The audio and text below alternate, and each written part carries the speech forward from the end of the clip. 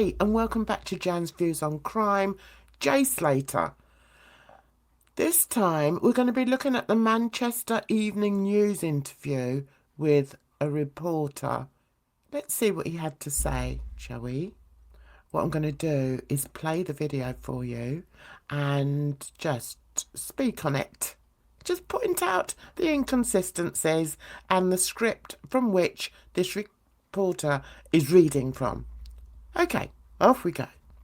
So basically he shared an appeal on social media saying that they hadn't heard from him, that she'd had a phone call to say that his battery was flat and didn't know where he was, and he was in some kind of vast, desolate place, quite a distance from the festival and where they'd been staying. And then his phone died.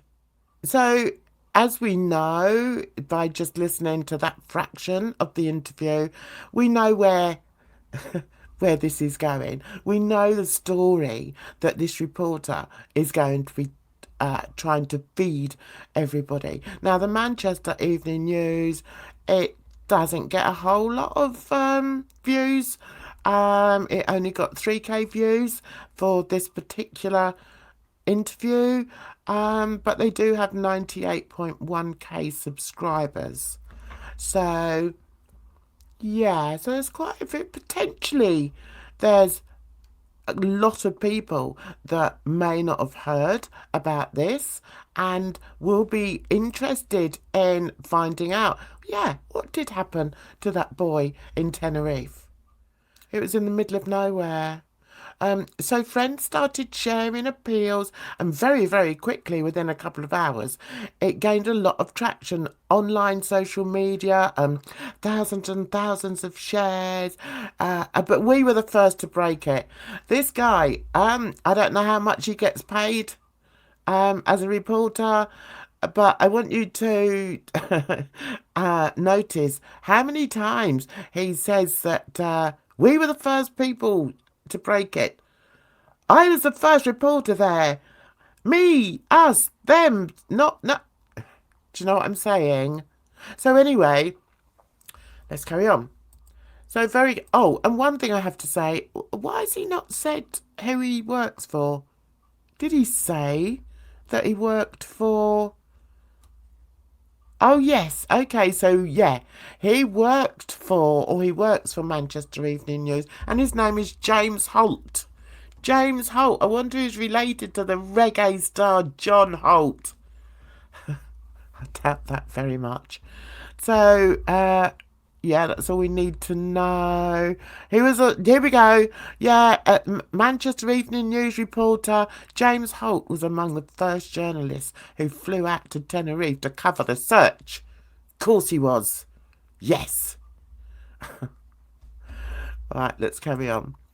So, the national story, it was shocking. A teenage lad that had gone for an innocent holiday with friends. Did he though? Was it an innocent holiday with friends? Oh, all right. And so that's kind of where it all started, and it just picked up so much traction and so much interest that journalists from publications all over the UK flew out there, and I was one of the first people that arrived. Well, give yourself a gold star. He sat there with his new haircut.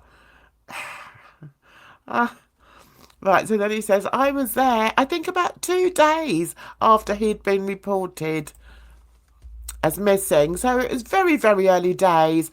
Police investigation had only really just started, and there was still a lot of unanswered questions around the entirety of the case, really. And it was only then, bit by bit, that kind of new pieces of information started to come to light. And it was very much unravelled as we were there.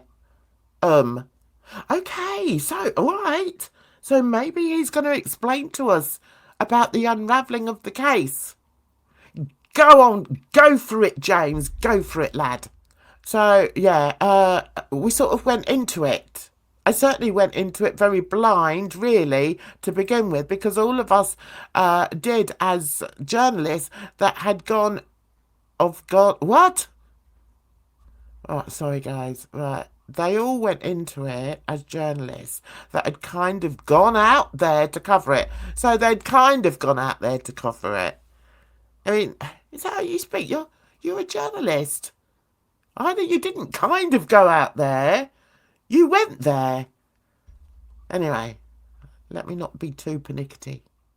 Because nobody really knew what had happened, other than that this lad, for some reason, has been in the middle of nowhere and has just completely vanished without trace. So the whole thing started then, and it was just a case of following up new leads and, new nuggets of information where we could, and kind of seeing where it led, really.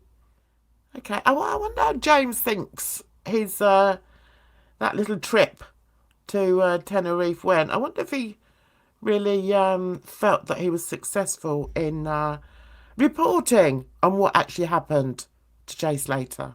So the interviewer says, so you were one of the first people that flew out there and you went to the place that he was found. Yeah, he was. He was like one of the first people that went there. Yeah. Interesting, because this guy, he obviously works for the same company.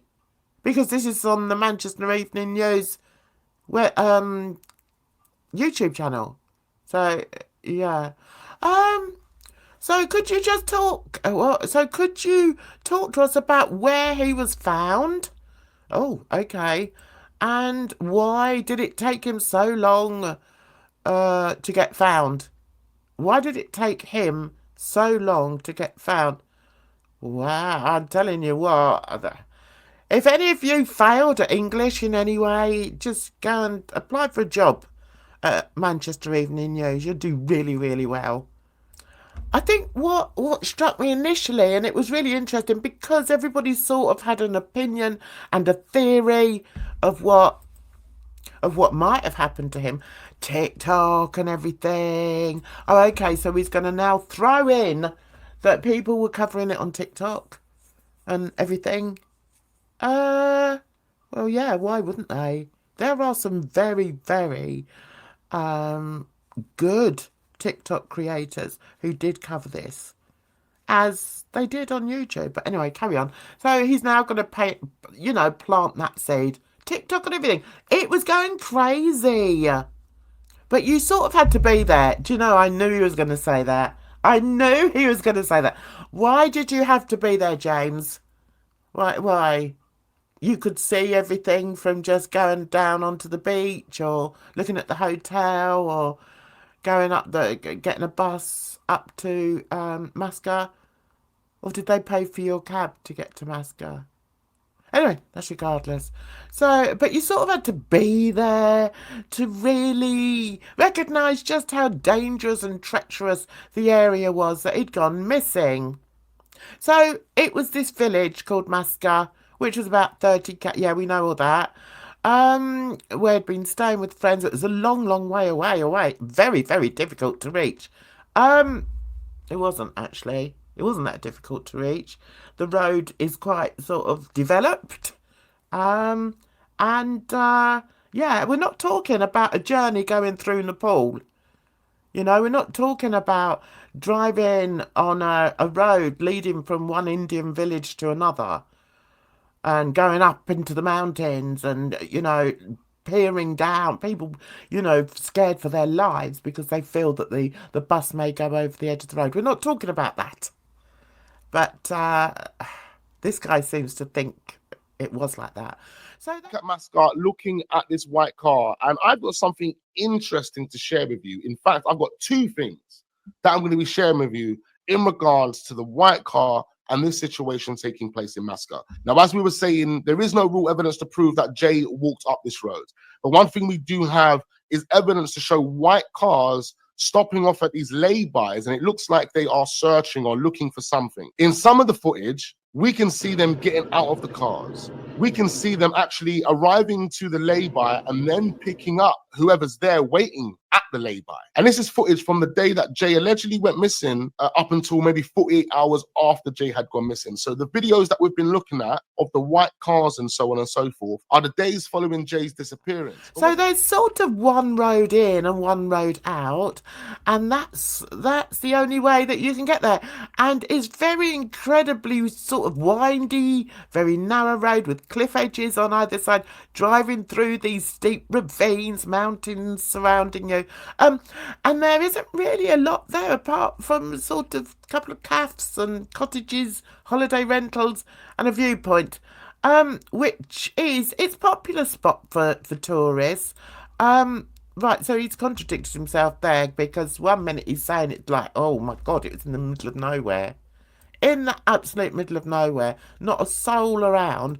And now he's saying, well, actually, yeah, there was like cafes and houses and a couple of shops, and it is very popular with tourists. Make your mind up, James.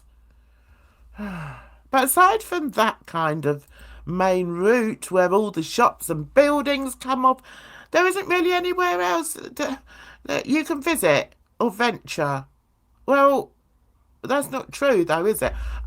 Because as I said in my previous video, it was a popular place. It was a popular place to go walking. In fact, it was a place where you could book walking holidays.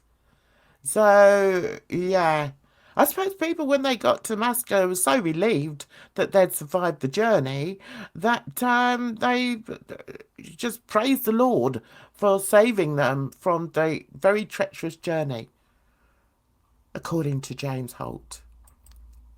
So unless you're an experienced hiker, you know, a bit of a daredevil. What?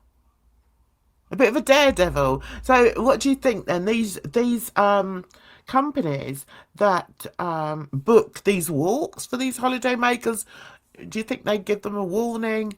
You know, like, yeah, just be careful. This is as bad as bungee jumping. This is. Ha! You jumped off that bridge in bloody Australia, the highest bridge in the world. That's got nothing on this walk. Nothing. So be prepared. Get your insurance sorted out. So he very quickly realised, well, I certainly did, having been there myself and done the drive multiple times, it was incredibly dangerous. Really, was it, James? I take it you've never driven around the M25, no? Or the North Circular Road? You've never driven on? Anyway. Oh. The road was really so narrow that when other cars would come in the opposite direction or a bus would come, you had to basically be on the edge of the cliff.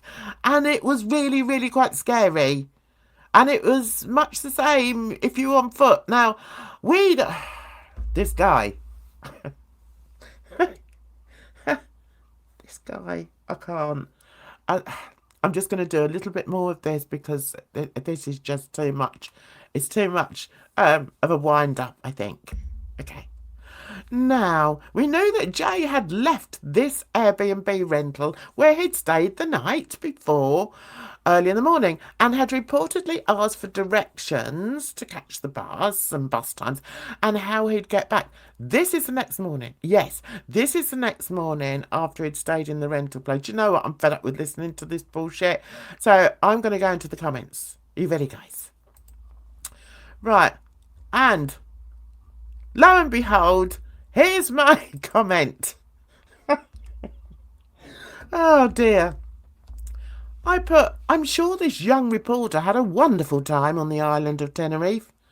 By his accent, I suspect he is local to the area that Jay Slater came from, and yet he has omitted to mention the DR Blisk G links between Tenerife and north of England. I find it interesting that his description of the landscape was more like a road in Nepal with treacherous driving conditions. This is untrue. The road to Masca has 2 lanes with lay-bys, and there are no unsafe areas where travellers would have been peering over a cliff face. The terrain is not mountainous to the degree he has described. It would have been more interesting to hear the actual facts of this case. Simply saying he was there multiple times does not mean that he knows more than people who have spent months looking deeply at this case. His overview of this case is vague, scripted, and inherently flawed by the lack of evidence he provided and ascertained on his trip to Tenerife. Where is the part where he discussed the recent inquest? Where is the part where he speaks on the refusal of the friends of Jay to attend his inquest? Where is the part where Debbie, Jay's mother, insisted on having 3 friends of Jay at the inquest because she knows they are withholding facts on what happened to her son? Very disappointing and misleading on your part. Interview Wax Unfiltered or Duncan yet again for facts on this case, not some young reporter out on a jolly. Right, so that told them, and I'm surprised they've kept it up there. I really thought it would have gone by now. Masca is a popular place to visit, and there are many cars, buses using the main road. Anyone choosing to use any route other than the main road is either pissed or drugged up. In my opinion, get hold of that Lucy as she holds the key. Then somebody put, it's got something to do with the white cars. And let me tell you, I'm not a sleuth. I have not been taking this case apart like some of the top sleuths here, which are Wax Unfiltered, Mama D, and Duncan Smith. But I have looked over it a little bit. I've looked over it quite a lot. What am I talking about? But I don't have people sending me all sorts of things. Say, look at this, Jan, look at that, Jan. But I'm very well aware of this story and what's been painted. I can't help it. I'm an artist. I always use that analogy. What's been painted for us to understand or to accept. Do we understand it? No. Do we accept it? No. So what I'm saying is, guys, look back at the very beginning. And at the very beginning, all this footage came out, not only for Wax to report on, but also for all of us to see what actually did happen.